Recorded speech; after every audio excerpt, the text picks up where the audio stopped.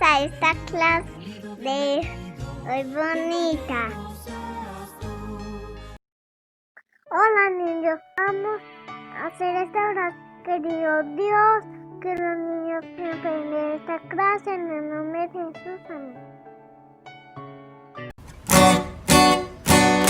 La historia comienza con 4 reyes enemigos. Atacaron las 5 ciudades, una de ellas Sodoma. Como Lot vivía allí, capturado fue con los demás. Las posesiones de la ciudad se las llevaron también. Un hombre logró escapar, fue en busca de Abraham. Y él con sus siervos por la noche al enemigo atacó. Abraham el rescate de Lot fue, Dios le ayudó y pudieron vencer. Y plata y oro él recibió, Abraham sirvió con amor. Abraham el rescate de Lot fue, Dios le ayudó y pudieron vencer. Y plata y oro él recibió, Abraham sirvió con amor. Abraham sirvió con amor. La chica nueva. A Sofía le gustaba reír y charlar con sus amigos de la escuela pública de Borsel, Ucrania, pero un día tuvo una fea discusión con Vernica, su mejor amiga. Nadie te necesita, nunca tendrás amigos de verdad. Vernica empujó a Sofía y ella se golpeó con fuerza contra la pared, haciéndose daño en la cabeza. Sin embargo, no lloró. Como le dolía bastante la cabeza, le pidió permiso a la maestra para irse a su casa temprano y la maestra le dijo que se fuera. El dolor de cabeza finalmente desapareció, pero Sofía sintió dolor en su corazón durante mucho tiempo. Debido a las duras palabras de Vernica, desde ese día dejó de reír y permanecía callada. Se preguntaba si Vernica tendría razón cuando le había dicho que nunca tendría verdaderos amigos. Sofía va a la escuela adventista. La madre de Sofía se dio cuenta de la tristeza de su hija y ese verano, cuando se enteró que habían abierto una nueva escuela adventista, le dijo a su hija: Sofía, ¿qué prefieres? ¿Volver a la escuela pública o estudiar en la escuela adventista? No fue necesario que se lo preguntaran 2 veces. Regresar a la escuela pública ya no era una opción para ella. Cuando comenzó el 5º grado en la escuela adventista, Sofía se mostró tímida y no hablaba con nadie porque ella no era adventista. Además, tenía miedo de los niños que pudieran tratarla mal, como la había tratado Vernica. El primer día de clases, una niña saludó a Sofía. Hola, ¿cómo te llamas? Hola, me tengo que ir a mi pupitre, respondió Sofía, y durante el resto del día no conversaron nada más. A la hora de irse a casa, el niño que estaba sentado junto al escritorio de Sofía le habló. Adiós. Adiós. Y eso fue todo. Durante las primeras 2 semanas de clase, Sofía no habló con casi nadie y los demás niños tampoco le hablaron mucho. Ella se sentía sola y triste porque no tenía amigos. Al llegar a su casa, lloraba en silencio en su cama. Nadie me aprecia, nadie quiere hablar conmigo, pensaba. Unos días después, la maestra se acercó a Sofía al finalizar las clases. ¿Cómo te llamas?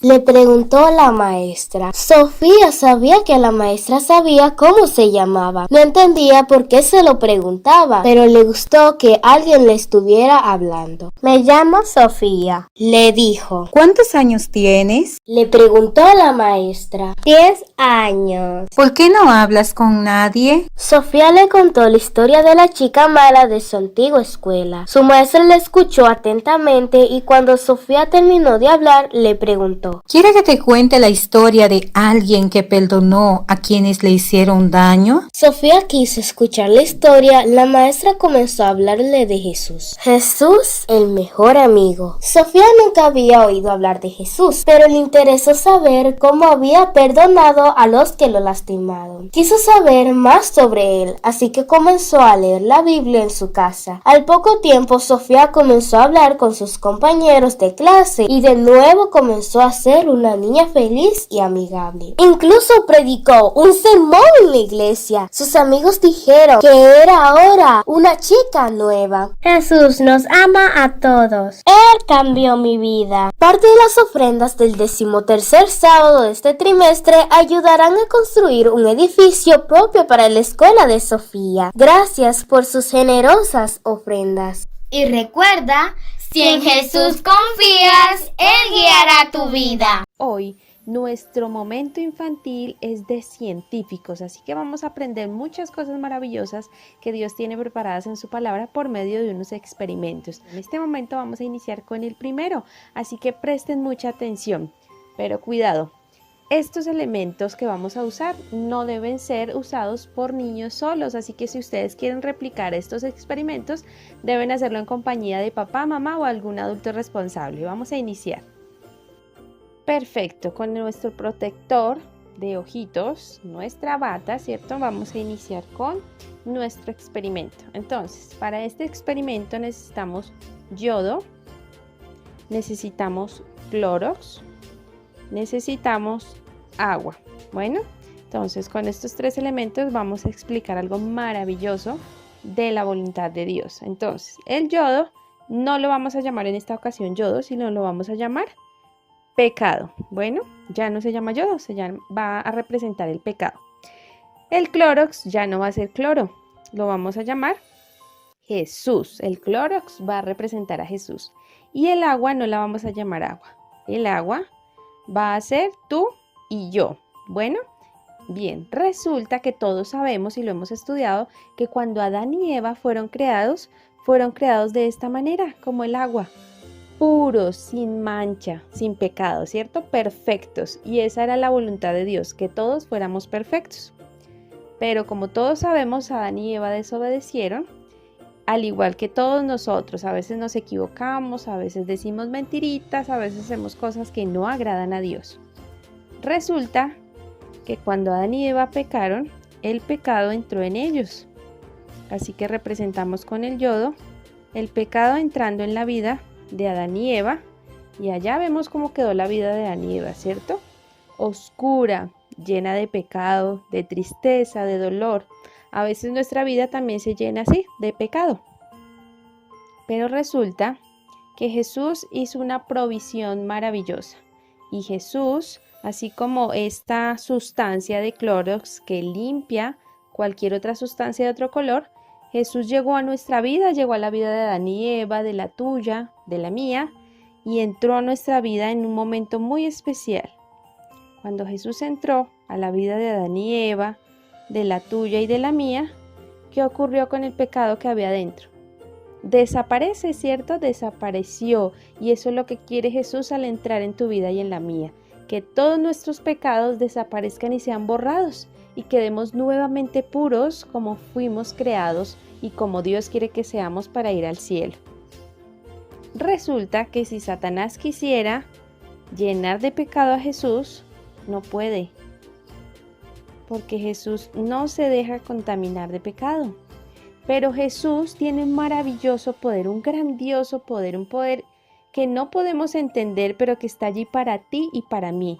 Y ese poder puede destruir todo pecado, incluso a fin del tiempo va a destruir por completo al enemigo y va a permitir que él desaparezca por completo. Así que en este día, nosotros por medio de este experimento, pensando que el Clorox purifica cualquier sustancia que tenga otro color, podemos entender las maravillas de Dios. Dios quiere que nosotros seamos puros, Dios quiere que nosotros no tengamos pecado en nuestra vida. Por eso es que el día de hoy debemos entender este maravilloso concepto. Jesús quiere que nuestra vida esté completamente limpia y purificada de todo pecado. Así que no permitamos que Satanás nos llene de pecado, sino que permitamos que Jesús esté en nuestras vidas, en nuestros corazones, para que estemos limpios, puros y podamos ir a la Canaán celestial. Hola chicos, qué gusto saludarlos. Bienvenidos a la lección número 3, que se titula Abraham al rescate. El versículo para memorizar está en Gálatas capítulo 5, versículo 13. Sírvanse unos a otros con amor.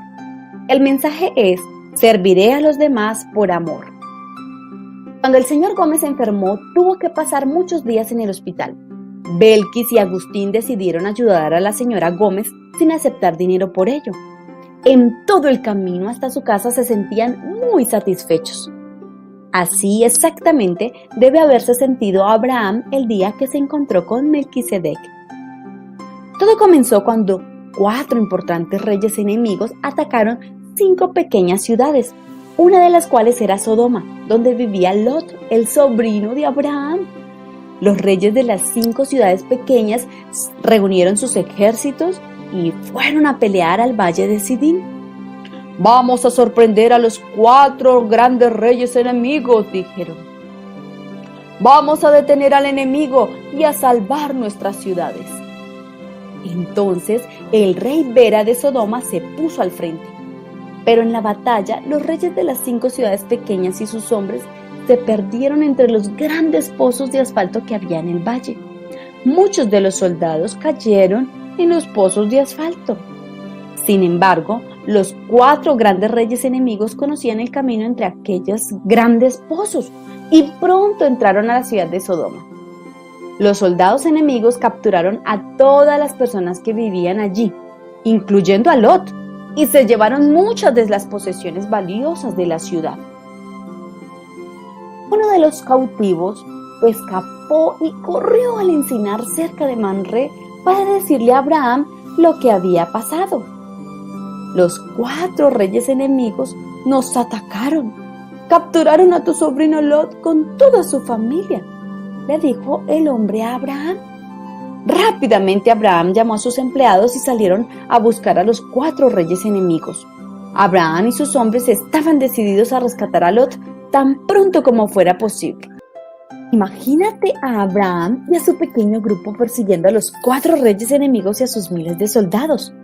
El gran ejército enemigo había derrotado a los soldados de los 5 reyes de las ciudades pequeñas y seguramente iban a destruir al pequeño grupo de Abraham.